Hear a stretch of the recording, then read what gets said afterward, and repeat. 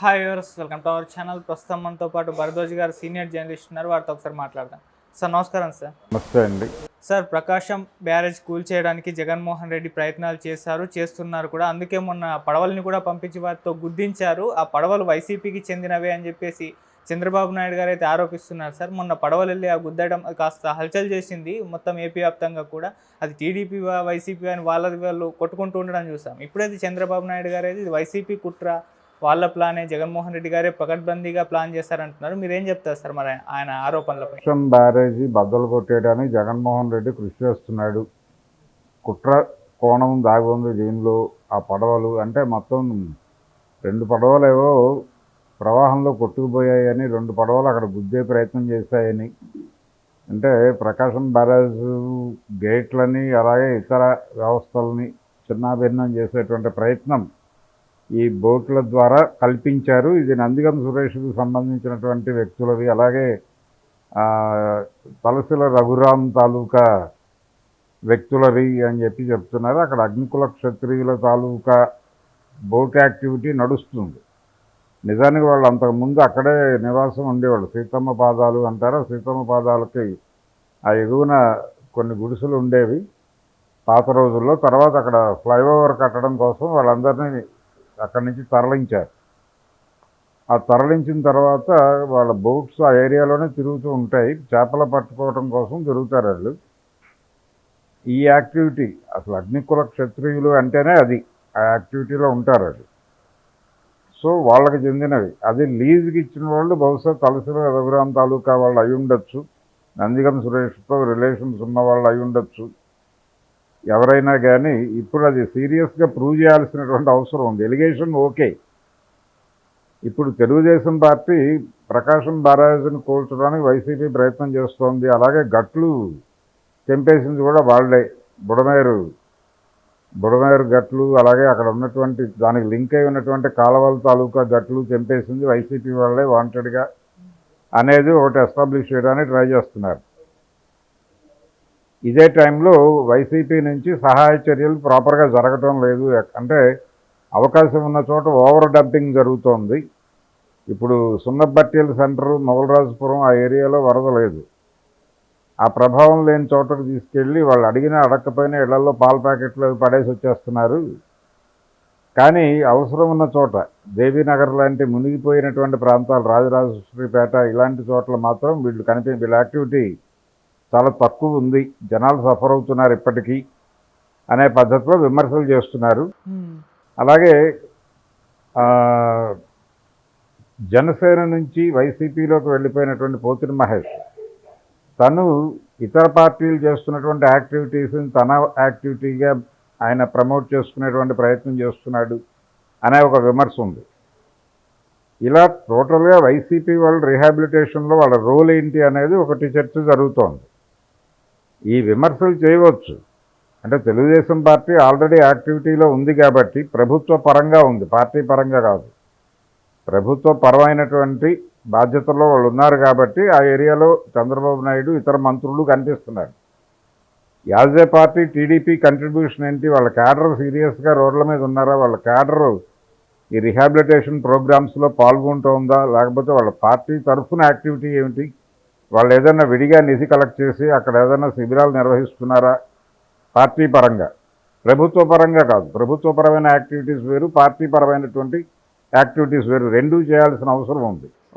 అలాగే జగన్మోహన్ రెడ్డి పార్టీ కూడా వైఎస్ఆర్సీపీకి ఉన్నటువంటి క్యాడరు, దానికి ఉన్నటువంటి ఇతర కెపాసిటీస్ని ఈ రీహాబిలిటేషన్ ప్రోగ్రాం కోసం వినియోగించాల్సి ఉంటుంది. వినియోగించడం అంటే తను ఫండ్ కలెక్ట్ చేయగలడు, రకరకాల ఇండస్ట్రియలిస్టుల దగ్గర నుంచి ఫండ్స్ కలెక్ట్ చేయొచ్చు, తనకు చెందినటువంటి సంస్థల నుంచి ఇతర ఏరియాల నుంచి ఒకరోజు వేతనం లాంటివి సేకరించవచ్చు. ఇలా రకరకాల తన సింపథైజర్ సెక్టార్ ఉంటుంది ప్రతి ఏరియాలోని. తన సింపథైజర్ సెక్టార్ నుంచి కలెక్ట్ చేసినటువంటి డబ్బులతో తానే నేరుగా సహాయ కార్యక్రమాలు నిర్వహించవచ్చు, శిబిరాలు నిర్వహించవచ్చు, బాధితులను ఆదుకోవచ్చు. ఇప్పుడు అక్కడ ఫ్రిడ్జ్లు అన్నీ పాడైపోయినాయి. ఇళ్లలో ఫ్రిడ్జ్లు, ఎలక్ట్రికల్ అండ్ ఎలక్ట్రానిక్ గూడ్స్ మొత్తం నాశనమైంది. వాటి రిపేరు లాంటి కార్యక్రమాలు చాలా పని ఉంది అక్కడ. ఈ యాక్టివిటీలో ఏదో ఒక ఏరియాలో వాళ్ళు ఎంటర్ అయిపోయి పనిచేయటం మొదలు పెడితే అది డెఫినెట్గా వాళ్ళకే ఉపయోగపడుతుంది. అంటే ఇది కేవలం పొలిటికల్ వార్ కాదు, జనాలు సఫర్ అవుతున్నారు కాబట్టి ప్రతి ఒక్కరూ ఆ ఏరియాలో పని చేయాలి. పని చేస్తూ మీరు చేసే విమర్శలకి ఒక వాల్యూ యాడ్ అవుతుంది. పని చేయకుండా మాట్లాడే విమర్శలకి అంత పెద్ద ప్రభావం ఉండదు. పని చేసేవాడిని వీళ్ళు అనవసరంగా క్రిటిసైజ్ చేస్తున్నారు అనే వైపు వెళ్ళిపోతుంది వీళ్ళ క్రిటిసిజం. అది జరుగుతోంది ఆల్రెడీ. అందుకని పని చేస్తూ క్రిటిసిజం పెడితే దానికి ఒక విలువ యాడ్ అవుతుంది అనే విషయాన్ని జగన్మోహన్ రెడ్డి గారు వారి పార్టీ శ్రేణులు గుర్తించాలి. గుర్తించి వాళ్ళు రంగంలోకి దిగాలి. రంగంలోకి దిగి కొంత పని చేయగలిగితే ప్రయోజనం ఉంటుంది, జనాలకి ఉపయోగం ఉంటుంది, వాళ్ళకి ఉపయోగం ఉంటుంది. అలాగే బోట్స్ దీనికి సంబంధించి ఎలాగూ ఒక కమిటీ వేస్తారు. ఆ కమిటీ నివేదిక వచ్చిన తర్వాత మాత్రం ఎవరు నిజంగా ప్రకాశం బ్యారేజ్ కూల్చేసేటువంటి కాన్స్పరసీ జరిగింది అనేది ఒక విమర్శ చేస్తే కుదరదు, దాన్ని ఎస్టాబ్లిష్ చేయాలి. రేపు పొద్దున ఆల్రెడీ ఒక అరెస్ట్ ఏదో జరిగింది కోర్టులో, అక్కడ స్టేషన్లో కేసు నమోదైంది. ఆ నమోదైన కేసు తాలూకా వివరాలు, దాని ప్రొసీడింగ్స్ ఏమిటి, దాని మీద జరిగినటువంటి దర్యాప్తులో తేలినటువంటి సత్యం ఏమిటి అనేది ఇక్కడ వీళ్ళ భవిష్యత్తు నిర్ణయిస్తుంది. అది తలసల రఘురాం భవిష్యత్తు లేకపోతే మరొకరి భవిష్యత్తు కాదు, చాలా సీరియస్గా పార్టీ భవిష్యత్తు నిర్ణయిస్తుంది, వైఎస్ఆర్సీపీ భవిష్యత్తును నిర్ణయిస్తుంది. అందుకని ఇది చిన్న విషయం ఏం కాదు, పెద్ద విషయమే. దీని గురించి అంటే ప్రతి చోట వైఎస్ఆర్సీపీ యాక్టివ్ అపోజిషన్గా బిహేవ్ చేస్తుంది కానీ ప్రొడక్టివ్ అపోజిషన్గా ఎమర్జీ కాలేకపోతుంది. ఈ లోపాన్ని గుర్తించాలి జగన్. గుర్తించి తనని తాను ప్రొడక్టివ్గా మార్చుకొని ప్రజలకు ఏదైనా కష్టం వస్తే తాను అండగా నిలబడి చేయాల్సినటువంటి అవసరం ఖచ్చితంగా ఉంది. అది చేయడం ద్వారా తను రీబిల్డ్ చేసుకోగలుగుతాడు తన ఎంపైర్ని. అలా చేయకుండా వదిలేస్తే దీని తాలూకా నష్టాన్ని భరించాల్సి ఉంటుంది, ప్రభుత్వం అడ్వాంటేజ్ పొందుతుంది. ప్రభుత్వం అడ్వాంటేజ్ పొందకుండా చూడాలి అనుకుంటే నువ్వు అరిచి గోల చేయడం వల్ల ప్రయోజనం లేదు. అరిచి గోల చేస్తే చాలా తప్పులు జరుగుతాయి. అది చూసాం మొన్న. బుడమేరు నది అన్నాడు ఆయన. బుడమేరు నది కాదనే విషయం తెలియదు ఆయనకి. ఏరు అని దానిలోనే ఉంది, దాని పేరులోనే. అది కూడా చిన్నపాటి ఏరు అనేదే ఉంది ఆ కాంటెక్స్ట్, ఆ పేరు ప్రకారం చూస్తే. అలాంటిది నది అన్నాడు, 11 గేట్లు ఎత్తేసారు అన్నాడు, హడావిడి చేశాడు. వెలగలేరులో రెగ్యులేటర్ ఉన్నటువంటి మాట వాస్తవం. అక్కడ తలుపులు ఉన్నాయి, వాళ్ళు తెరిచారు. అయితే ఈ తెరిచేటప్పుడు వాళ్ళు గోదావరిని క్లోజ్ చేసి, గోదావరి నుంచి వచ్చేటువంటి ఫ్లో కూడా ఇదే కాలంలో నుంచి వెళ్తుంది, దాన్ని ఆపి ఆ తర్వాత ఇక్కడ కనుక ఓపెన్ చేసి ఉంటే దానికి ఏదో ప్రయోజనం ఉండేది. అది లేదు. కాబట్టి జరిగిన లోపాల మీద అంటే కన్స్ట్రక్టివ్ క్రిటిసిజం పెట్టాలి. ఈ బోట్ల విషయం కావచ్చు, ఏ విషయమైనా కావచ్చు, కన్స్ట్రక్టివ్గా వెళ్ళి నిజంగా నేరం జరిగింది అని కనుక ప్రూవ్ అయితే ఎవరిని ఉపేక్షించాల్సిన అవసరం లేదు.